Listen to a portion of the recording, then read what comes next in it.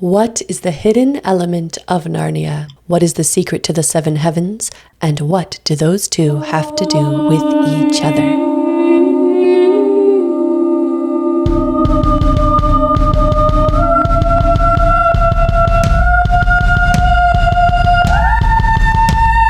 Welcome to Mythic Mirror, the podcast for lovers of myth and fantasy who want to live magical and fulfilling lives. I'm your host, Mary C. Kehoe. And I'm your co-host, Carolina Carter. So I just asked Carolina to read a book for this podcast, and I gave her, 3 days? Yeah. So, Carolina, what did you think of the Narnia Code? First of all, I love being given books. Second of all, there was a lot in the opening chapters that I really liked and that I felt like really pertained to fantasy. One of the things that he talked about was atmosphere and how we come back to books for atmosphere. And I feel like that went actually really well with what we were talking about with One Dark Window. If we were just reading it as a history book and trying to remember facts and figures, we probably wouldn't reread books. But fantasy, we come back for this atmosphere. We already know what happens, so why do we reread books? And it's because you want to go back to that place. Now, before we get into this man's theory, Michael Ward's theory of the hidden element, the through line, the theme of the Narnia books, let's stop and talk about this atmosphere idea. It comes from, what he's quoting in the beginning of this book is an essay by C.S. Lewis called The Kappa of Romance. And of course, back then, romance just meant like a fairy tale or a fantasy. Every time I study C.S. Lewis and his works, I always find little jokes that I'm pretty sure he just does for himself. So kappa means hidden element.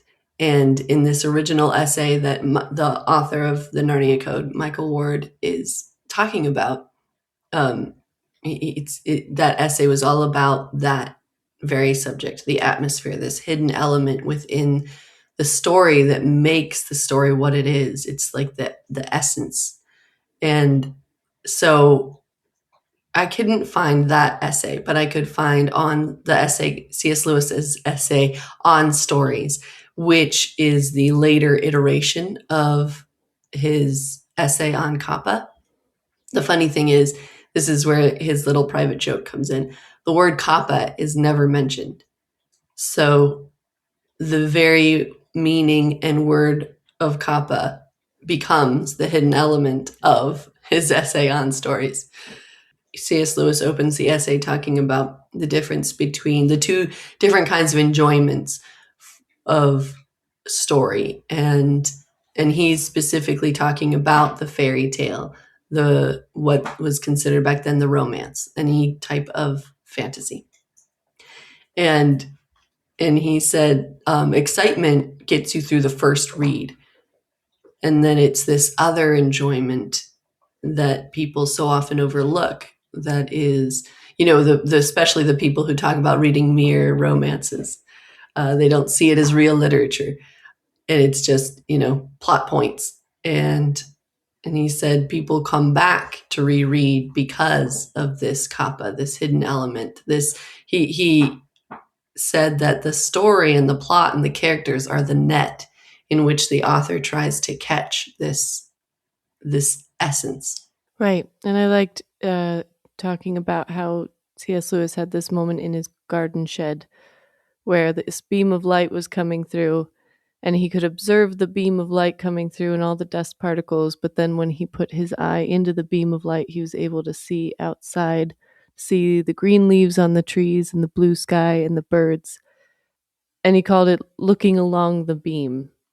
And I thought that was an excellent way to think about reading fantasy and getting into that hidden element, getting into that atmosphere where you're not just observing the beam of light from outside, but rather looking into this story and looking along the beam into this world. Yeah, I love that too. So on that note, let us go into what is the hidden element of the Narnia stories.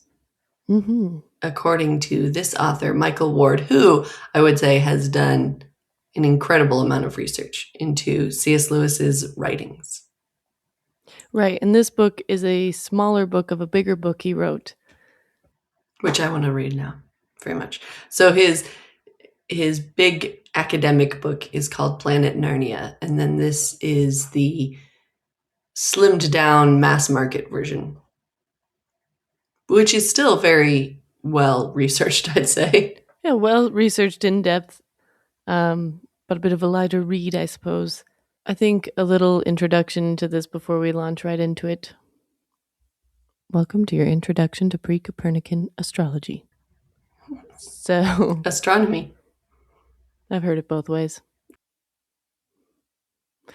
Pre-Copernicus, I believe that medieval people thought there were 7 planets, thought these planets held sway over their lives.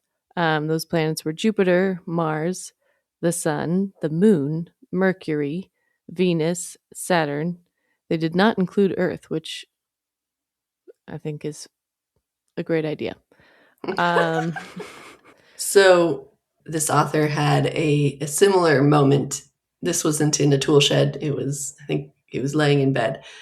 But he'd been wondering for a long time what was the through line of the Narnia books. And a lot of authors have wondered this, and a lot of authors have put their own theories in. And as Michael Ward says, and I agree with him, is a lot of them are kind of shoehorned in. And a lot of it is, because there are Christian themes in the Narnia books, many authors have tried to make each book an allegory to some biblical story. And if you read C.S. Lewis's writings on his own creative process and on those books themselves, it doesn't bear out. He talks about, he came up with the Narnia stories first through pictures in his head. First was the fawn with the umbrella and a package standing in a snowy wood.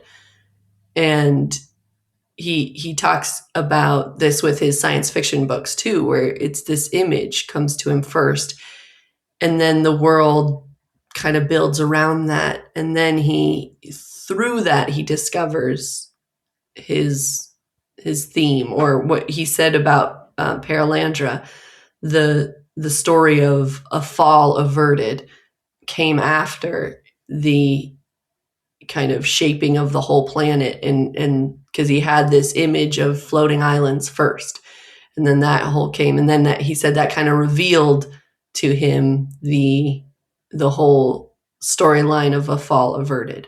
And because this was in a transcribed conversation he was having with another person, and that person was saying kind of that he had assumed it was allegorical, in that C.S. Lewis had the idea of, oh, what if the fall didn't happen? Okay, I'm going to make a science fiction story about it and put it into this planet. When it was the other way around, and C.S. Lewis said that that's a mistake. A lot of people think that he writes that way, and then he brought up Narnia, saying how Aslan came bounding in, and that's when this story took shape. So I would say C.S. Lewis's own writing denies this idea of it all being allegory. So then if that's not true, then what is the through line? He always has, as he said in this essay, he talks about the hidden element of a story. So it would be very odd for him not to have something that brings all of these stories together and creates a cohesive world. He talks about in another essay, he talks about the rule of a fairy tale and how it's more strict than just a regular novel, because everything has meaning that works within that fairy tale world. His example was, the frog in this fairy tale had to be a frog. It couldn't be any other animal because of what a frog represents to the human mind, and the face of the frog and what that means, and how that coincides with a certain type of human foible, and how you feel that in the character. So he had to be a frog. Um, actually, it wasn't a fairy tale. I think he was talking about Wind in the Willows at that point. He was talking about Mr. Toad. That's right. As I'm telling it, I'm remembering it. And how and actually, I love that part. I highlighted it because he was saying that the foibles that Mr. Toad represents as a toad can allow us to see it more humorously and be more forgiving and loving of this character than if it was a human. Anyway, so Mr. Toad could only ever be a toad because it's following that. I don't know, like the mythos of Wind in the Willows. So, getting back to the Narnia books and why you were talking about these 7 planets. Yes, I would like to state a disclaimer that I've been just a fan from the beginning. I didn't need a through line. I just thought it was a great series. So yes, obviously we'll be talking about the code that I feel like he does a great deal to in the book, the Narnia Code, to introduce you to it slowly, gently, and beautifully so that you really understand. But we're just going to launch right into it. So the theme of the Narnia Code is that each book corresponds with one of these pre-Copernican planets. So I think the most important one would be the Lion, the Witch, and the Wardrobe corresponds to Jupiter. One of the major plot points of this is that Father Christmas enters into the Lion, the Witch, and the Wardrobe, which many people have complained about. I don't know why. Like, okay. We're mad that Father Christmas showed up. Okay. I thought he just followed them into Narnia. He's Father Christmas. He's a magical being. Like, it did not seem weird to me that he could just follow them into Narnia. It's not a big deal, but apparently it is a big deal to a lot of people. So Jupiter, corresponding to the god Jove, who is where we get the word jovial from, and all through the Lion, the Witch, and the Wardrobe, there's this robust, kingly theme. Do you want to say more on that? Yeah, so the reason C.S. Lewis, he wrote essays on pre-Copernican astronomy, and he thought that even though it was inaccurate, there was a wisdom there that got lost and a richness there that got lost when we changed to a more accurate view. And this goes along also with his On Stories essay, where he talks about using myth to kind of refocus, reacquaint ourselves with reality and the real meat of reality. So it's using these inaccurate stories to find a reality that we can't get to just through facts. The symbolism that you can find for each of these planets are embedded into the Narnia books, and this is where the story of the tool shed or the woodshed comes into play, where he used the Narnia books to help the reader look through the beam. So when you are reading a Narnia book, you are enveloped, enmeshed, in the symbolism and the feeling and the richness of each planet. So he's not telling you it's a clear show don't tell scenario. Clearly. And I love that, because even in his day, he was being not attacked, but maybe criticized for having Father Christmas in the book, and that it breaks the rules of his story world and everything. And he knew that it followed the rules, the higher rules, so to speak, of his whole series, but he never gave it away because he wanted people to figure it out for himself. If he talked about it, it wouldn't be hidden anymore. So the main symbols in of Jupiter and the feeling of Jupiter is, like you said, that jovial, kingly aspect. So it's royalty. He's the Jupiter's kind of the king of the planets. All culminates to this grand coronation of the kings and queens at the end, and that is like the big point. Hmm.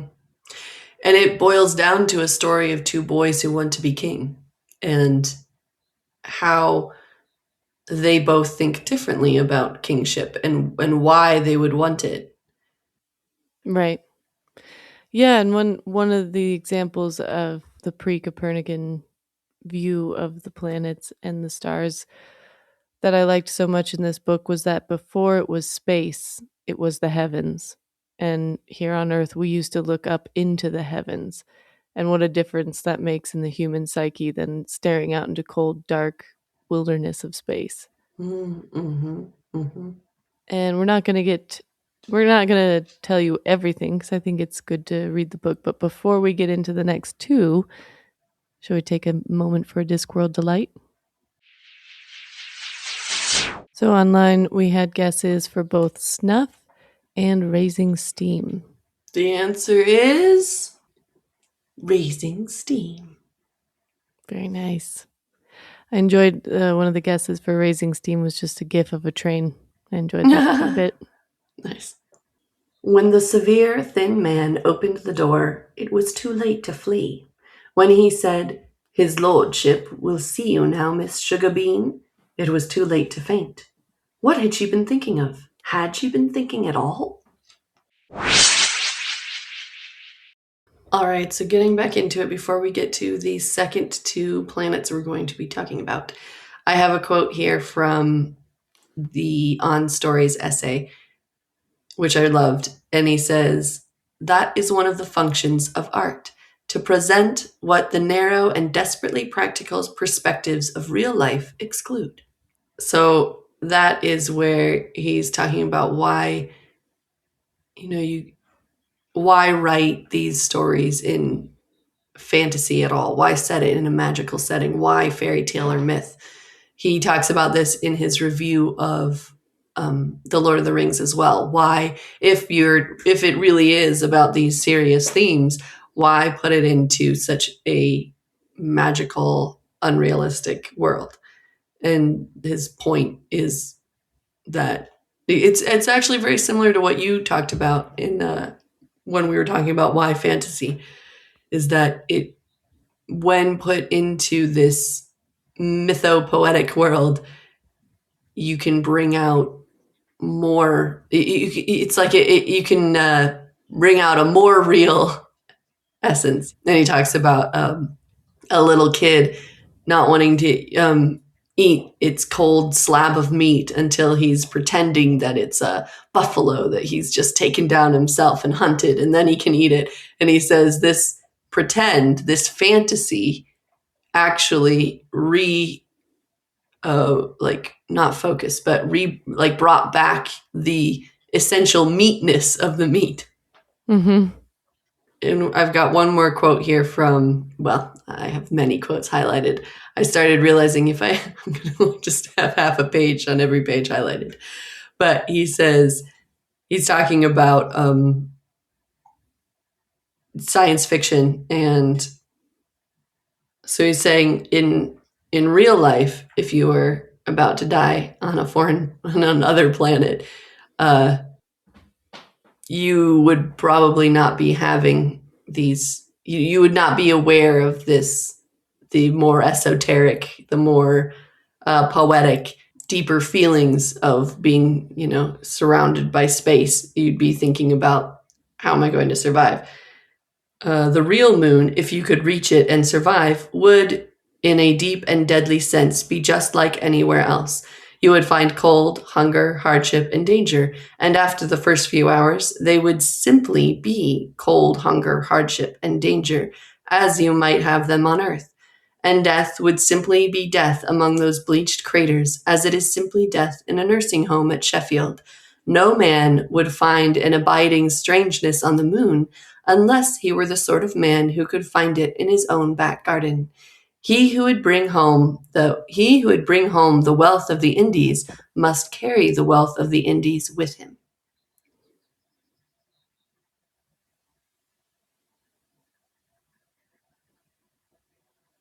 So I thought that was a good quote for this podcast because we think that's kind of getting at what we talk about here is bringing that sense of wonder to, to our back garden.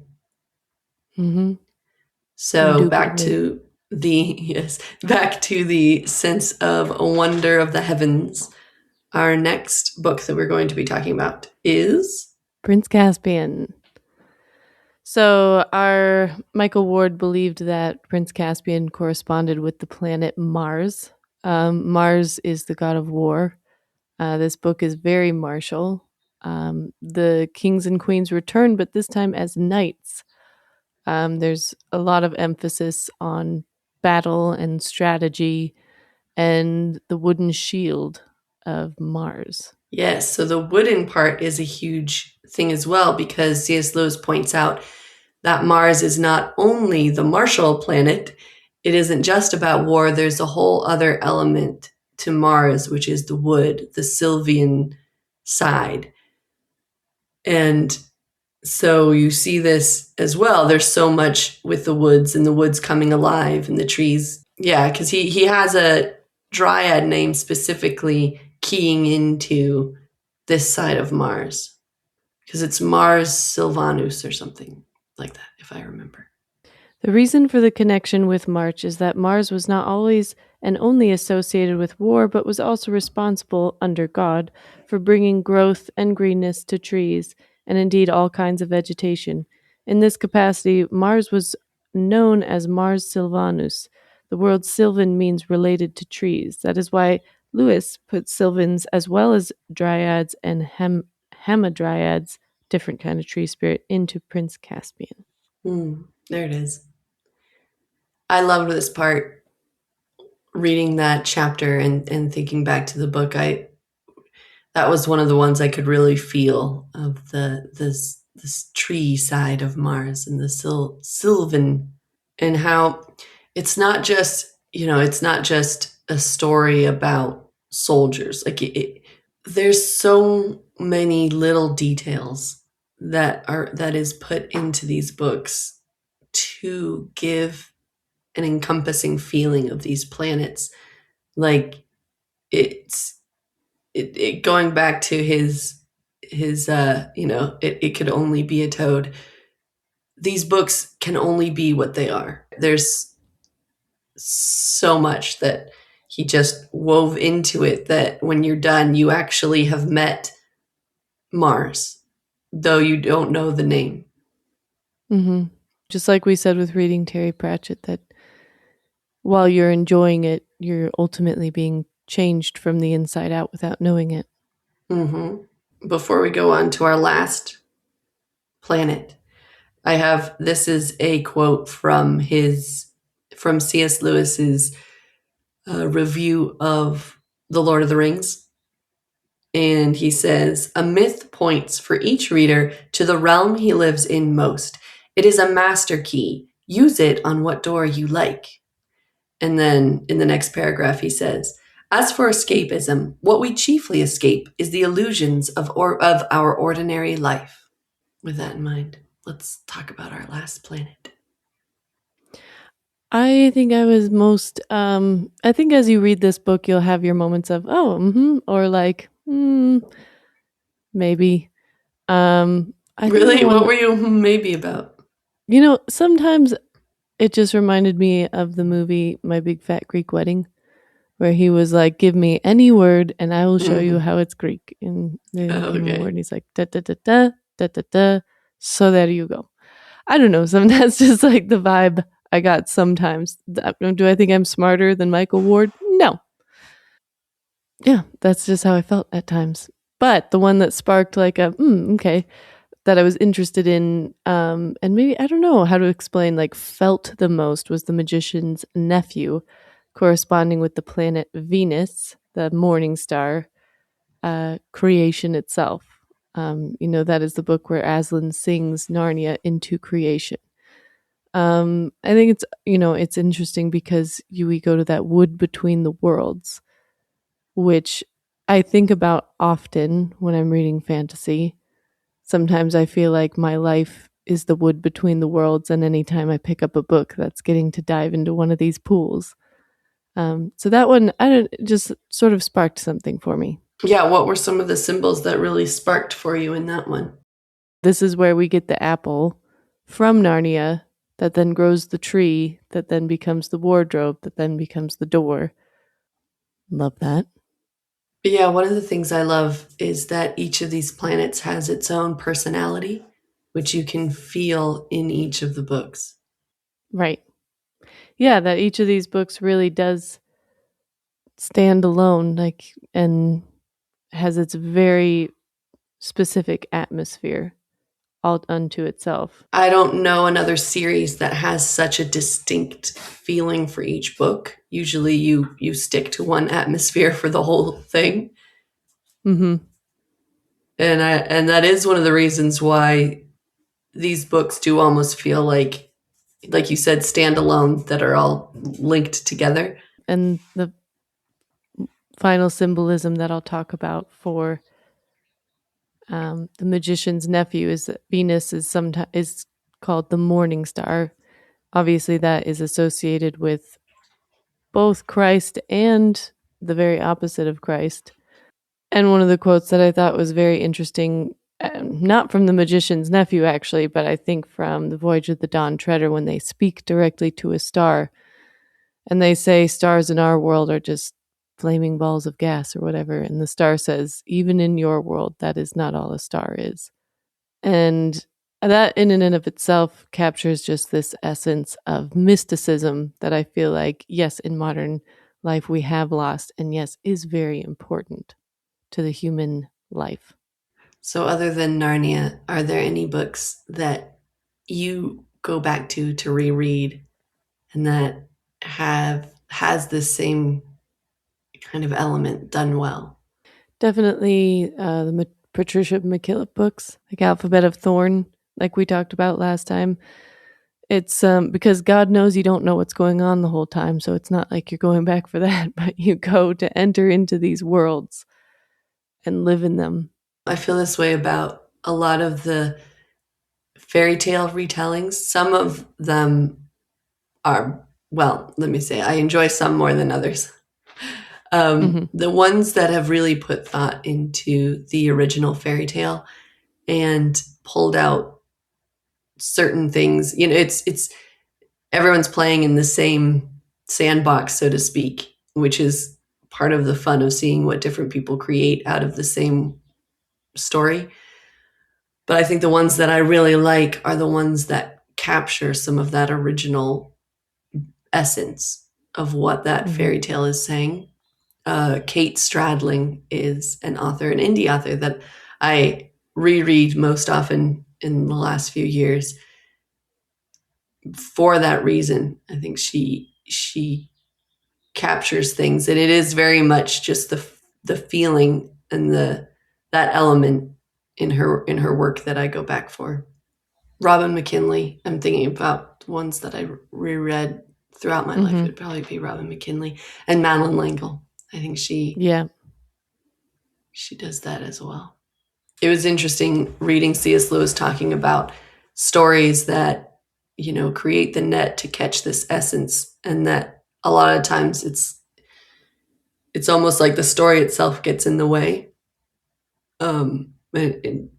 In that you can, it's like when you first capture that, and then as you go, a lot of times it can kind of get lost. Hmm. Uh, Anytime I read C.S. Lewis, it's a little, it's inspiring, and whew, I don't. He's such a good writer. Even in his Hmm. nonfiction stuff, the way he encapsulates things and puts words to a feeling that you didn't know there could be words to. So to end this, I'm just going to read one more quote from C.S. Lewis. So this is from his review of Lord of the Rings. But why, some ask, why, if you have a serious comment to make on the real life of men, must you do it by talking about a phantasmagoric never never land of your own? Because, I take it, one of the main things the author wants to say is that the real life of men is of that mythical and heroic quality. One can see the principle at work in his characterization. Much that in a realistic work would be done by character delineation is here done simply by making the character an elf, a dwarf, or a hobbit. The imagined beings have their insides on the outside. They are visible souls. And man as a whole, man pitted against the universe, have we seen him at all till we see that he is like a hero in a fairy tale? So, in defense of fantasy, C.S. Lewis says it best. He always does. Thank you for listening. Next week, we will cover the first half of Two Twisted Crowns.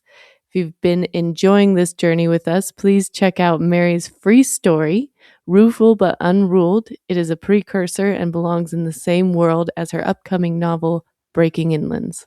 Yes, it's very fun. It too has a hidden element. As always, we are so grateful to be spiraling through the universe with all of you. It's not always easy, but no good story ever is.